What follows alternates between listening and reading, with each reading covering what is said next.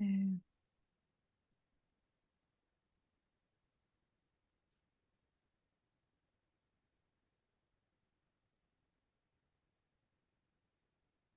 Okay, with me today is Heather Gray, and we're talking about Lyme disease. Now, first of all, let me give a little bit of a background with Heather. So, met Heather at an amazing conference we were both at in October, and I've always wanted someone on here to talk about Lyme. Well, and then Heather, introduces herself as the Lyme Boss. I'm like, well, duh, there's my girl, right? There's the one I need to bring on the podcast to talk about Lyme disease. Because as Heather will jump in, and as she knows, there's such a strong connection between any of these tick-borne illnesses or these underlying chronic conditions and thyroid disease, specifically Hashimoto's. And the one thing that I hear so much from my community, from my listeners, is that they were diagnosed with Lyme disease, chronic Lyme disease. They really believe that that's at the root of their issues. And there's very few people in the United States, let alone in the world, that really can hone in on Lyme disease, treat these patients, guide them, and at the same time have walked the walk themselves. So, Ms. Heather, thank you for joining me and imparting your wisdom to my audience and my group of peeps here. The Girl Fix Your Thyroid group is listening right now because they get access to you first. Everybody else has to wait. That's why I encourage all y'all to join the Girl Fix Your Thyroid Facebook group, because you get access to my guests first. But thank you so much for being on here, Heather. I'm super excited. I've been looking forward to this all week. Yeah. So, all right. I mean, I don't always ask the story of people because I think that gets kind of blasé with every podcast. Tell us your story.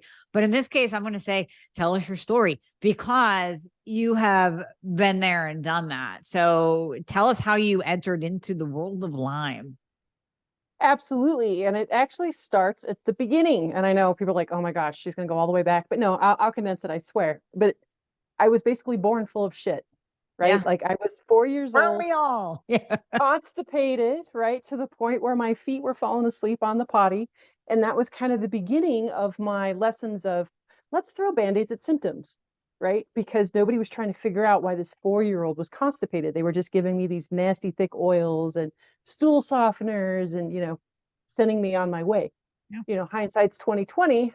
My uncle had committed suicide that year.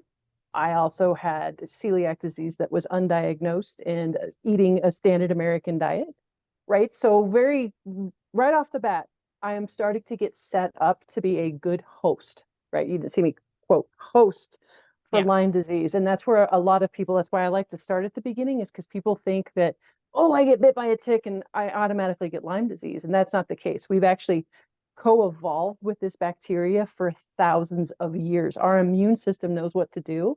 But there are some of us, who've got funky genes, right? I don't detox well. I was born full of shit, so I wasn't detoxing that well. I wasn't sweating. I had a horrible diet, a lot of early childhood trauma. My nervous system was now stuck in fight or flight, right? We all have heard about trauma in your nervous system and not being able to heal when you're stuck in fight or flight. So then Q, 13 years old, get bit by a tick. 2 years later, it was my first stint to the psych ward for my own suicide attempt. And that's how I began my Lyme disease journey. You were 13 and had a suicide attempt. So that's nothing. I mean, we can't take that lightly. We totally understand. Listen, there's a lot of mental illness, especially these days, and a lot of stress the kids are under. But if we rewind to when you and I were that age, there wasn't the same kind of, we'll say, like even school, social media pressures that there is now. I mean, you literally, when you look back at that time, Heather, what do you remember from that time was the trigger for you to actually go that deep in your mental health and want to commit suicide at that age? Yes, I mean, in the mental health facility, there was only 2 other teenagers. The rest of them were adults. So it was a different time. So like when my son had his own suicide attempts and it was all teenagers, I was there with with mostly adults. And that was a whole nother, that was a traumatic experience all on its own. But Lyme is one of the funny ways of crossing the blood-brain barrier and causing a lot of brain inflammation. And then I had a lot of brain inflammation because I had a leaky gut and I was eating a standard American diet and eating wheat and had celiac disease. And again, I didn't detox. So it was this perfect storm. And then finally, when the Lyme disease was rearing its ugly head, you know, most folks with Lyme disease die from suicide. It's hard to explain the spinning multiple, I mean, I'm talking 20, 30 times a day. For years, I would have thoughts of driving down the street and, oh, wow, that tree looks like it would be great for my car, stuff like that all day long. But you can't talk about that kind of stuff because then they will lock you away for forever. And it's a really funny place to know that you're not crazy, but the stuff that's coming out of your mouth sounds very crazy. Does that make any sense? Yeah, I mean, that totally makes sense. And I'm actually thinking back to an ex of mine had those cyclic thoughts that you're talking about. And he would describe it exactly as that, like going down the road, you start thinking about your own death. I mean, it freaked him out because the thoughts loop. He was actually diagnosed with OCD, like OCD of thinking. But now I'm already branching out and wondering, well, okay, we know what I see in my thyroid world, women being diagnosed with anxiety and depression and put on all the band-aid medications and just misdiagnoses of so many other things when it really comes down to, hey, your thyroid is fucked and your hormones are in the toilet. For you, it's, oh, wait, no, maybe you have Lyme disease. And now I'm thinking of him. I'm like, maybe he had Lyme disease and actually did not have OCD and did not need a boatload of antidepressants that basically numbed him out to cure him. Yep, absolutely. Yeah, I want to start a new trend too. I want to stop calling people crazy. And instead, I want to say your brain inflammation is showing, right? Because once you brand somebody with that label of crazy, you can't get out of it. And the louder that you scream, I'm not crazy, the more they go, well, that's what a crazy person would say. So it was a very tough. Yeah, I get what I was saying sounded absolutely insane. And I knew to my core that I wasn't insane. I needed help other than what they were able to give me at that time, which was, throw me on an antipsychotic, antidepressant, mood stabilizer, which a lot of times people with Lyme have a tendency to react opposite of a lot of those medications. And the fact that I didn't detox well, those medications and me just didn't get along. So that was never an option for me either. But yeah, a lot of times they call Lyme too the great mimicker because it is a spiral shaped bacteria. So it's in the same family as syphilis. And if you think about what syphilis did to the brain, right, it drives people insane, but it can get into any tissue, any system, any organ and shut things down slowly. And so it can look like fibromyalgia, it can look like OCD. Like there's a huge percentage of MS that's actually misdiagnosed Lyme disease. They have found it in all like 80% of Alzheimer's brains. Like it is truly the great mimicker because it likes to go where the weakness is and exploit that weakness in the body and the brain and the genetics. So it can show up. That's why it can be so tough to diagnose too, is because it can show up differently and from person to person to person so differently. Yeah, that's crazy. Okay, we'll keep going with your story. So you're 13, you're in the Yep. psych ward, you're being put Yep. on antipsychotics, and Yeah. So fast forward a few more years. Well, so that was 15, a couple more stints in the psych ward. Now my kid's 9. I'm 33, 34, and I'm having a really tough time again. And I had a girlfriend of mine who was a psychologist who gave me a number for a physician's assistant in Denver. That's about an hour away from where I live in Colorado. And I was at rock bottom again. What did I have to lose? I've already seen dozens of practitioners, tried all kinds of things. Nothing helped. But what else was I going to do at that time? I had a little kid to help raise. I couldn't just lay in bed and die. That was just not an option. So I went there and it was funny. I can't remember where she was from, but she had the coolest accent. And I'm not even there 5 minutes. And she gets a little twinkle in her eye and she goes, I know exactly what's wrong with you. And I'm thinking, bullshit, lady. I've only been here 5 minutes. How is that even possible? And she goes, have you ever been bit by a tick? And I was like, yeah, we dug one out of my stomach when I was 13. Why? She goes, I think you have Lyme disease. And I was like, And it's funny because those of us that have been undiagnosed for so long, like 27 years, I went without a diagnosis. And the CDC actually just recognized chronic Lyme disease as a real disease like 3 weeks ago. So the disease that I had wasn't even acknowledged in the medical literature for for me for 27 years. So, and it's sad because a lot of us with the Lyme disease, we think this is our golden ticket, right? We finally have our answer. We have the boogeyman's name. Oh, no, no, no. That's just the tip of the iceberg, right? Like, because it is such a chronic, complicated, complex disease. Now trying to get treatment, right, is a whole nother story. So it was funny. I was driving down I-25, 75 miles an hour on my way home, tears streaming down my face, and I screamed, I told you I'm not crazy. And that's going to be the name of my book when I write it, is I told you I'm not crazy, the realities of Lyme disease, right? I think I'm gonna have a subtitle too of how I made Lyme my bitch or something along those Yeah, lines. yeah, something like that. I like it. Something like that. I just have to. It's the Lyme Boss. But yeah, so 27 years and finally a diagnosis, and that was the begin of chapter 2. Wow. Okay. So you have this angel that comes into your life and gives you the diagnosis. Now, what are the treatments that you started on? I know there are many different approaches to Lyme. What was the initial treatment that you started on, and then how did you kind of evolve and treat yourself and learn what to do yourself? Absolutely. So it's funny that the very first practitioner I worked with, I still run into him every now and then. And there's a part of me that wants to smack the crap out of him or give him a great big hug, because the crap that he did to me in the beginning, and I believe it was his own ignorance, I Yeah. don't think it was anything malicious, but Right. you can't go to war with a person's body who's been sick for 27 years. You just can't start off going to war, right? And that was very commonplace back when I got diagnosed in 2013. So it was high doses of antibiotics, multiple antibiotics, anti-malarial herbs. Like, for the first time in my life, I actually thought I was going to die. It was absolutely overload.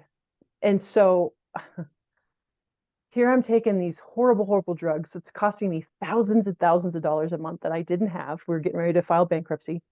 And I go to a Lyme disease support group, my first one.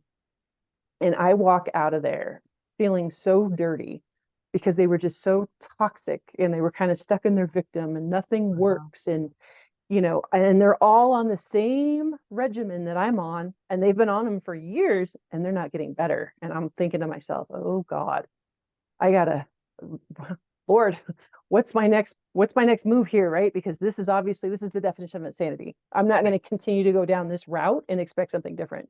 Right. And then that's when I heard the founder of FDN, Reed Davis, speak about, you got to make sure your hormones are balanced. You got to make sure your gut's healthy. You got to make sure your detox pathways are open. And at the time I was a silly hairstylist. I didn't have a medical background, but his words just intuitively, I'm like, that makes sense to me. And so I then went to school to become an FDN, and that's when I got a lot of my answers. And within like 3 months, completely turned my health around. That was just one of many layers that I had to peel back.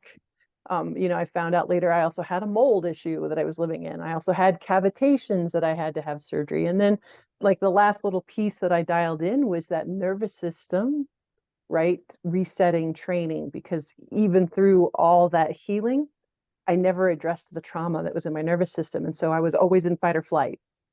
And I would relapse, right? So I would get better and then I would relapse. I get better and I'd relapse. And after doing that a few times, then I finally found Dr. Amy Apigian.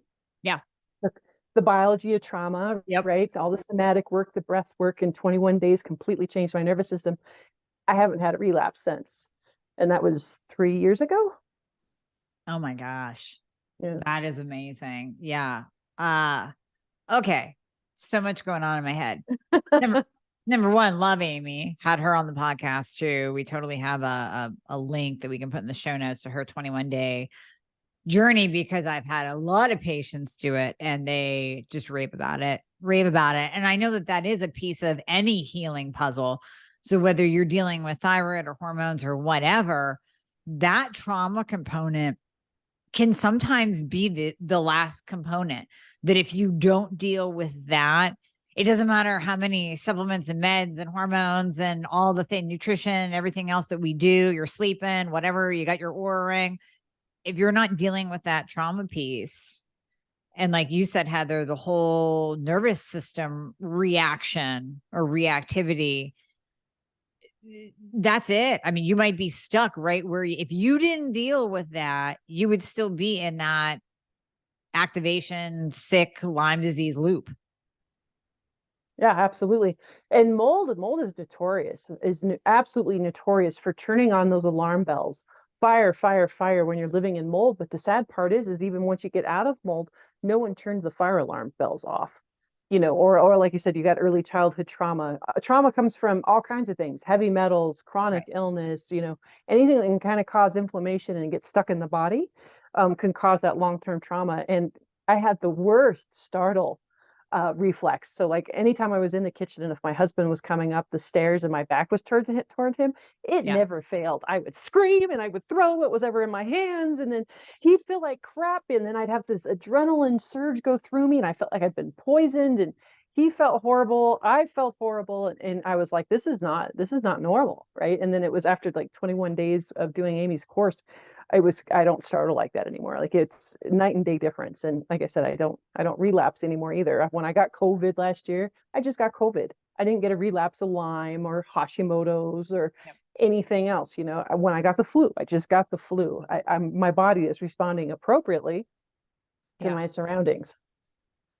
So I know this is way jumping forward, but I think it's appropriate to bring in here because, okay, so I've said this all along on every podcast, whether we're talking about mold or Lyme or heavy metals or anything else, breast implant illness, the whole deal. Everybody's body responds differently. And this is what I want to unpack is, so I know I have babesia. I know I actually don't have Lyme disease, which surprises me from living in Pennsylvania and hunting in Pennsylvania and Iowa. I don't have Lyme disease, but I have other tick-borne illnesses. I have Epstein-Barr virus. I know I was exposed to mold, but I don't react. And that's the biggest kind of puzzle even myself as a practitioner runs into is, and what I've come down to, understanding or hanging my hat on, I guess, is that when you have a shored up body, I don't know when I was exposed to babesia or when I don't ever remember having a tick bite ever. But whenever it happened, if your body is kind of shored up, you can take the onslaught that's coming and it just bounces off. Maybe you get sick for a day or two. When I was exposed to mold, I remember gaining a lot of water weight that week and being like kind of icky, and then it went away.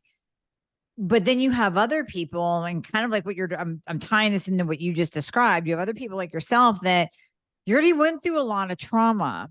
You were bit at a very young age. You already went through the medical gaslighting trauma at a very young age and onslaughts to your system of different medications. So I almost feel like your poor body was already in a very fragile state. And then, yes, if you expose it to mold or throw another tick bite on or, enter in some EBV, because we all got that, then it's like your body just says enough and it just freaks out. Am I describing, do you agree with that theory? Am I describing that properly? Do you see everyone with Lyme react to such a high level? Well, yes, because once they come to me, that's why they're coming to me, is because they're reacting at such a high level. I don't normally, I don't normally see people who aren't reacting. So no, and that's what I say, the perfect storm. I was the perfect storm of crappy genetics, right? Early childhood trauma, leaky gut, crappy diet, toxin environment. So you are probably one of those blessed people that have a little bit bigger toxic bucket, right? And I've got a little thimble. I'm like the canary in the coal mine. When I was at Mindshare, I was in a freaking moldy room and I was like, I'll be fine. I've got my binders. I've got this. I got that. I gained 10 freaking pounds that weekend from water weight and still fighting to get that off me. So, some people are just a little bit more robust than others, genetically, lifestyle, mental health, all the things. And then, some of us our immune systems are just a lot more robust and can keep it in track. And it's not just ticks, it's ticks, mosquitoes, bed bugs, fleas. You can pass it in utero, so mom to baby. And there's even some people that's a little bit controversial, but it can be transmitted sexually. You know, Okay. it is a bloodborne disease. So That is true. That is true. And that is very interesting that you just said that you put on 10 pounds when you were exposed to mold too, because that's what I experienced when I was exposed to mold. And a friend of ours who was also at Mindshare, she was sending me pictures of her in this gorgeous gown, this gala she went to over the weekend. I'm like, you lost a crap ton of weight. Like, you look amazing. She goes, no, I just gained weight at Mindshare from the moldy room. She goes, so I was like 10 pounds heavier when you saw me. So that happened to multiple of us, many, all three of us. So who knows how many other people that has happened to. So just kind of this is me giving a PSA side note to anyone out there. When you put on weight rapidly, yeah, you got to check what you're eating. And of course, all the things that I talk about, thyroid, hormones, insulin. But if you're cruising along fine, and then all of a sudden the weight comes on, you're like, what the hell is this? It might be mold. I actually have this one patient right now. Hey, maybe we'll collaborate. It might be Lyme too. But I have this one patient right now where, like, I mean, everything looks perfect. Perfection, perfection, perfection on paper with her labs. And she just keeps gaining water weight. She's gone to cardiologist. She's gone circulatory, everything. There's no answer as to why she has this edema. mm, Now I'm thinking. Now I'm thinking. right. Yeah. Absolutely. Yeah. Absolutely. Yeah, and it's sad because when you go to Arizona, you don't think to run into mold, but if you think about it, they're running their air conditioning units 24/7. Anytime you get into an environment that's not really hospitable for human life, but we make it hospitable for human life, you're going to create other problems. And so, yeah, all those hotel rooms in Arizona, if you can't open up the window, so now they're not breathing, Yeah. and then they've got these AC units that are running. And so, yeah, I ran into so much mold in Arizona lately, in the hotels. It was nuts. Oh, interesting. Yeah, you are a canary in the coal mine. So I am. thanks for letting us know there's mold in Arizona. We're just sending Heather in first. That's all. I had my functional doctor when I told her how I can walk into a room and I can tell you immediately. And she goes, "Oh, I've got a job for you. I want you to go check out these buildings." I said, "No," because it takes me weeks to overcome the brain inflammation, the body stuff. Like, no, no money in Yeah. the world is worth that. No, they Yeah. make mold sniffing dogs for that. Okay. There you go. There you go. Okay. Back to Lyme. Big question I have: the testing, the Mm, testing for the Lyme. So there's this amazing local doc here who he learned about Lyme through his girlfriend dealing with chronic Lyme. He's the only one that I know that will test every single band. But even when all those bands come back, like what I've learned, Heather, like, okay, the 41 band is kind of normal to be reactive in everybody. I don't even know if that's the right test or not. So talk to me about the right way to test for Lyme disease and what we're looking for. so it's funny.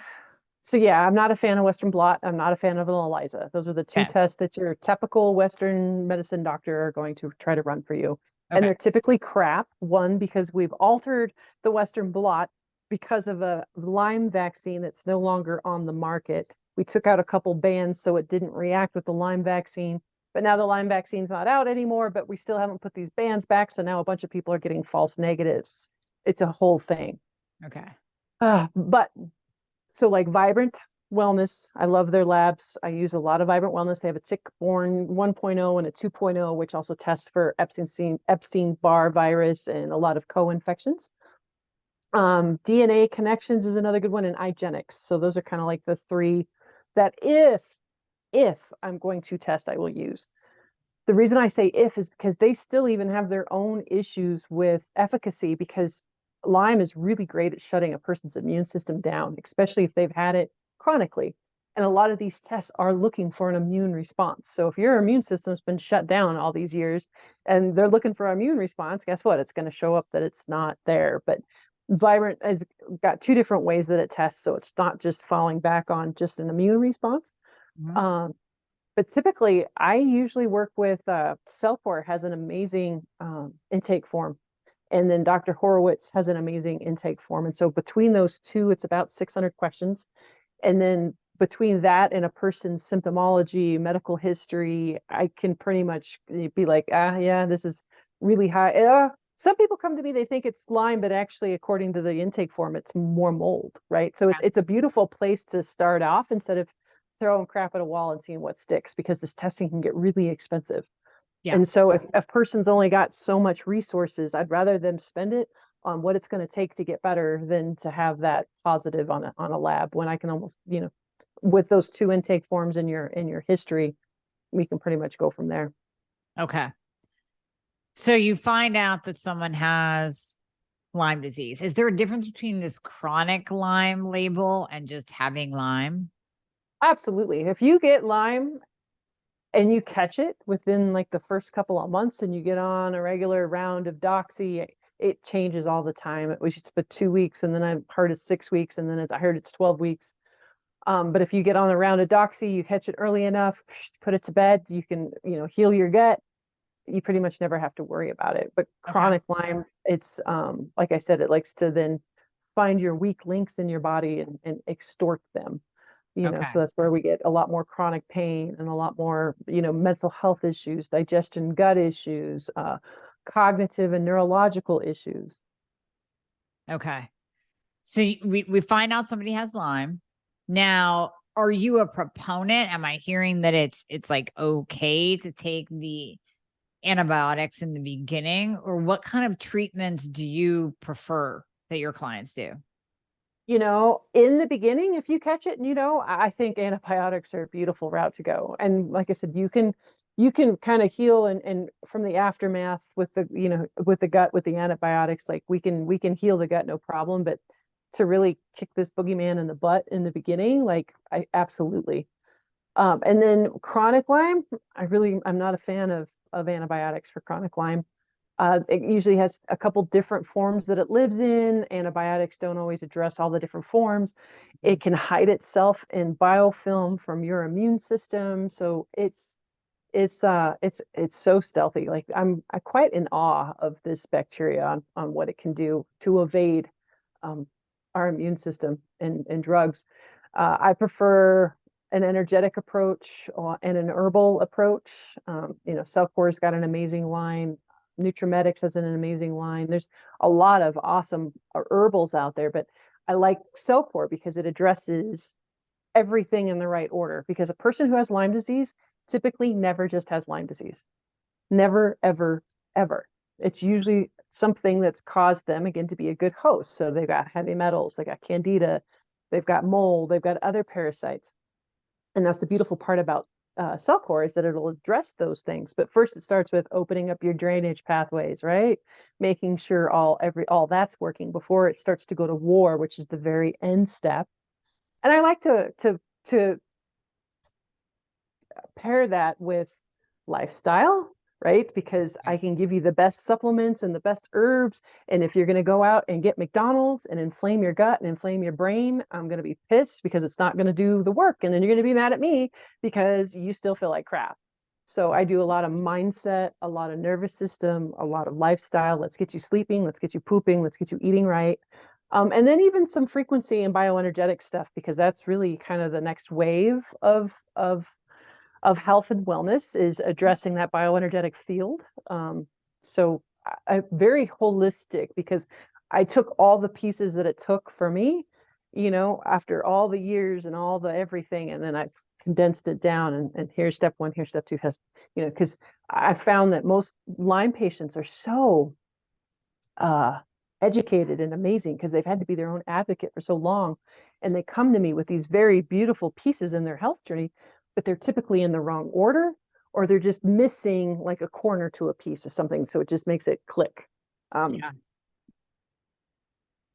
Yeah. No, that's amazing. I love that you're putting all of those different components together, because I think too often, just in our world, even in whatever specialist that you see, they will hyper focus on one thing. And you say beautifully exactly what I say, almost in the same way. If you're going to go eat McDonald's, it has to be that both and approach. Like, we can do everything for you here. And there's a certain aspect that you have control over. It's called your life. And that is where you can take steps to enhance your healing or completely freaking derail your healing and negate everything that we're doing for you. And let me tag on one more thing, Heather. I think this is important. People hear you talk about Cellcore, they're going to go to cellcore.com. Cellcore is such a complex supplement system. You have to work with well, actually, I don't even think that you can order it as just a layperson without working with somebody. But if you can find it on like the dark web or whatever, don't. It is a complex freaking system that I wouldn't even trust myself to figure out.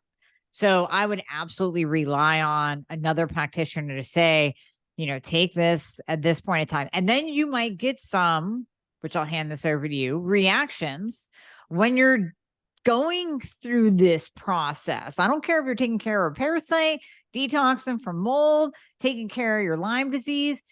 It's not a linear journey. That's what I always say with thyroid hormones, not linear. So you're going to be going along and then you're going to feel like crap. And who are you going to ask? You need to be working with somebody to guide you in that process. 110%, because I can't even tell you how many times, like, I'd be rich, I could retire if someone hit that Herxheimer response. So we call it Herx for short, or it's called oh geez, I just lost that word, a healing crisis, right? It's when we kill more critters than our body can get rid of, and it kind of makes us a little toxic, and that's why we feel like crap.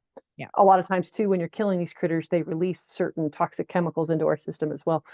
But there's ways to mitigate that, and that's why working with somebody really helps. And a lot of times people think they hit that and they think they've done something wrong, so then they back way up or they stop, and then they're like, well, that didn't work. And I'm like, well, wait, what do you mean that didn't work? Well, I tried this, this, and this, and I felt like crap, and so I stopped. Yeah. No, like, a lot of times, I hate to say it, but the only way out is through. Yeah. Granted, if you're getting knocked out for days and weeks, that's a different story. And you do need to go slower. You need to go slower. And there's no shame in going slower, but you can't stop. You can't stop. There's just, there's no stopping. The only way out is through.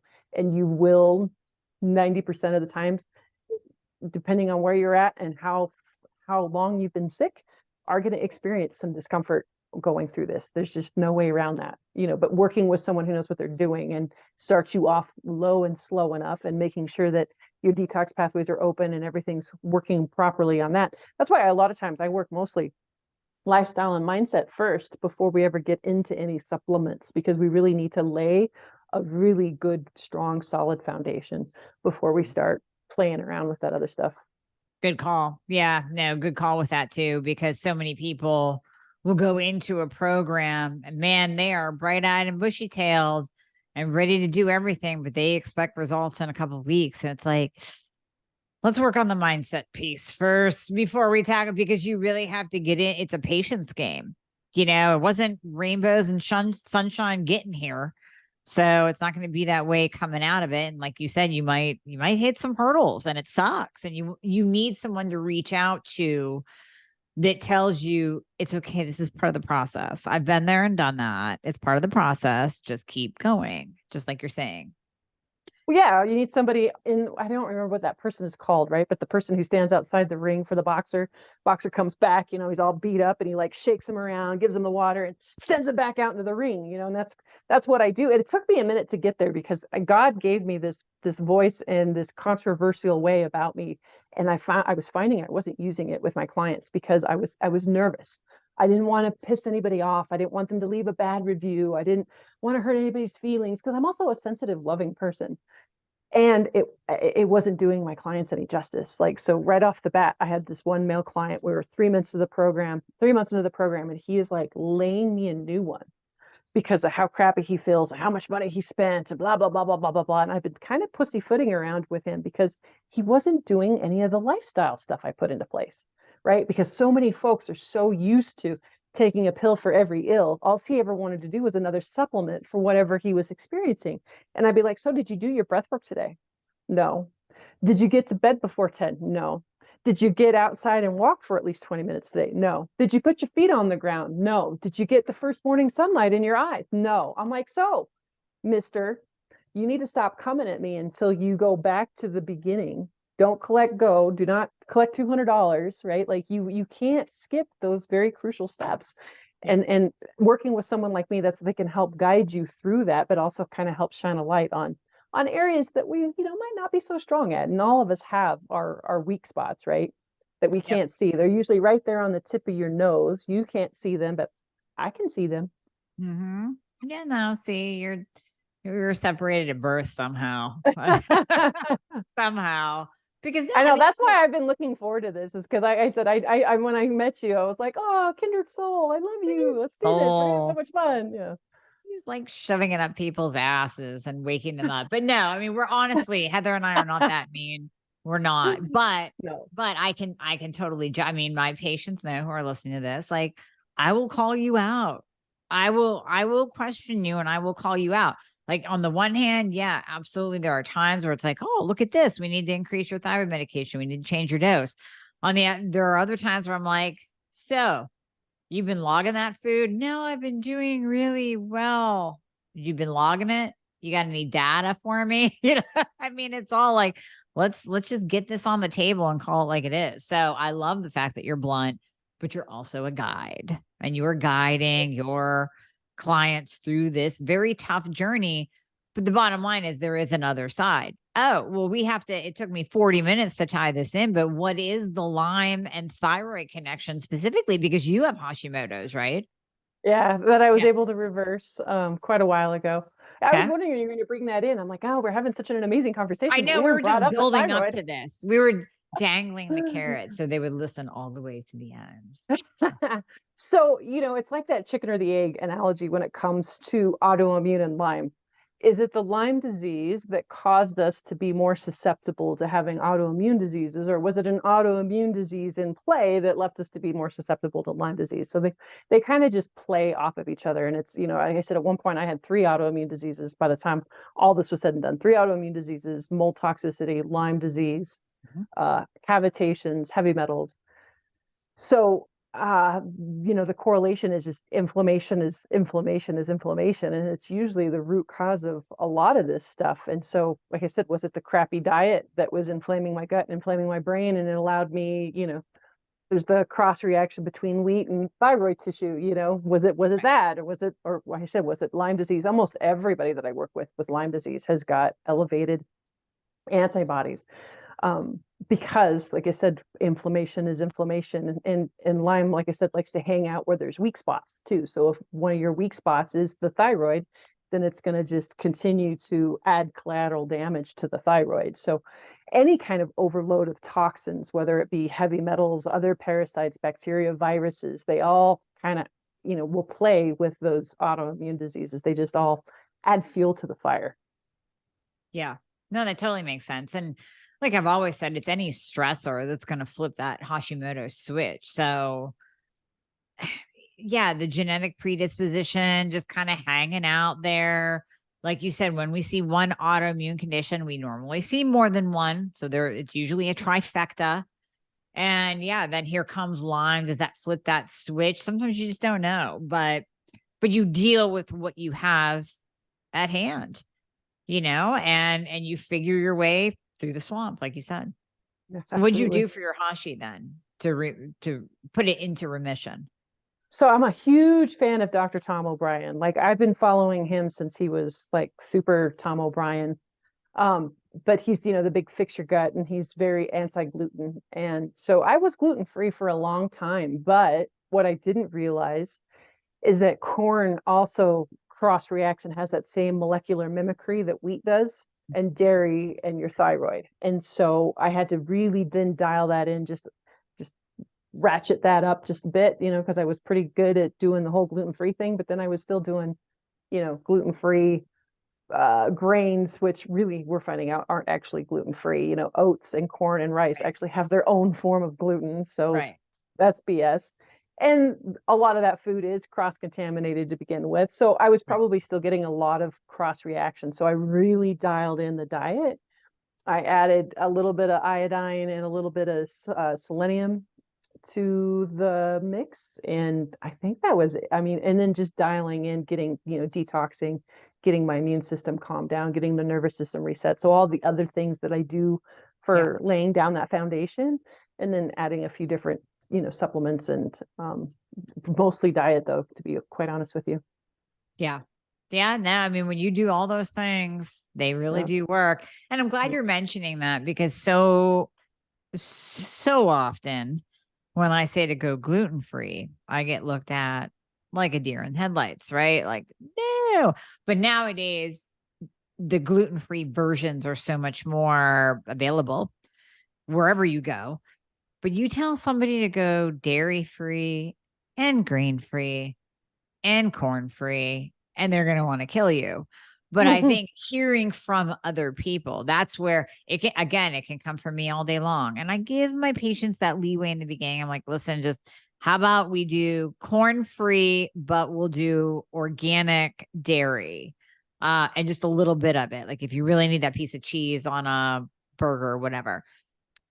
But hearing it from somebody else that they actually reverse their Hashimoto's through eliminating those foods and healing their gut. Wow.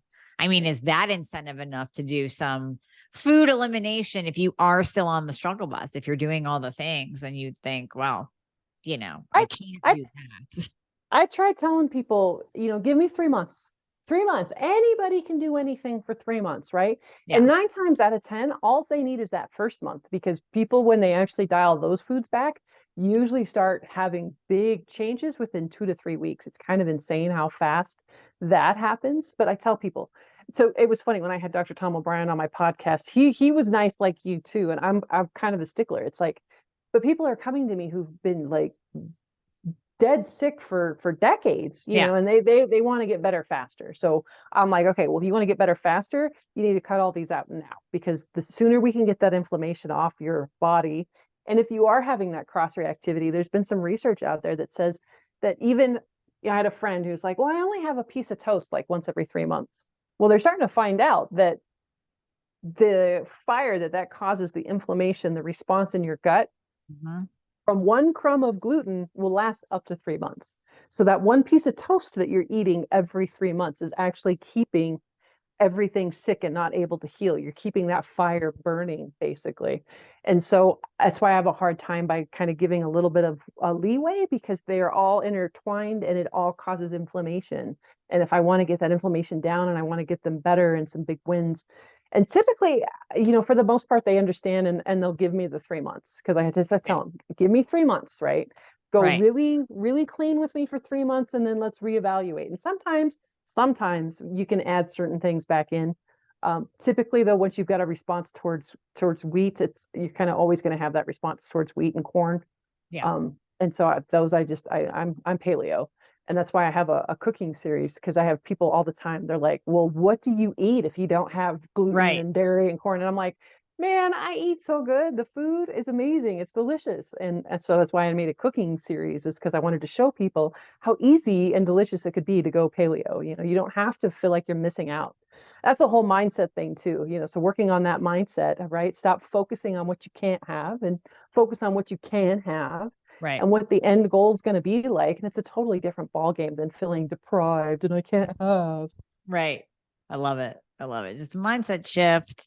Well, Yeah. Just like you're you and doing all the just like you things. and your fudgy pancake, batter that I was watching this morning. I mean, I don't go without. Like, trust me, we don't go without, and we're so blessed, the types of foods that we eat. But Oh I yeah. still have, No, we there's figure no it out. That's the thing. It's like, I'm not absolutely. just going to go without a brownie.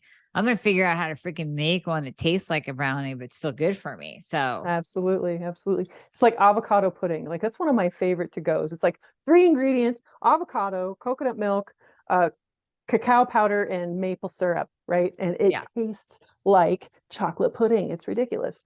it You does. know, It does. Where you just hook so good. people with a recipe. So now, yes, we will put all the links of how to find Heather in the show notes. But Heather, you have to tell people how everyone can find you. And I believe you do have a download for them too. I do. So it's that cooking series. So if you go to Yeah. the limeboss.com, that's Lyme, not Lime. It's not margarita time. So the lymeboss.com, and the pop-up that comes up, you enter in your email and you'll get the downloads to that free video series. And it's got like the hamburger bowl and fish tacos. And I think I even have a couple like desserts and breakfasts on there. So yeah, it's awesome. And it's not just teaching you how to make these healthy, delicious meals, but it's also teaching you how to stay away from toxic cooking utensils and why you should get grass-fed compared to conventional. So it's a whole deep dive into not just what to eat, but why we eat it, and what kind of utensils and stuff to use in the kitchen, because it does matter. All those little things matter 100%. Well, Heather, thank you so much for your time today. That's been awesome. This is a long-awaited conversation. So I thank you for being here. Absolutely. I appreciate you having me.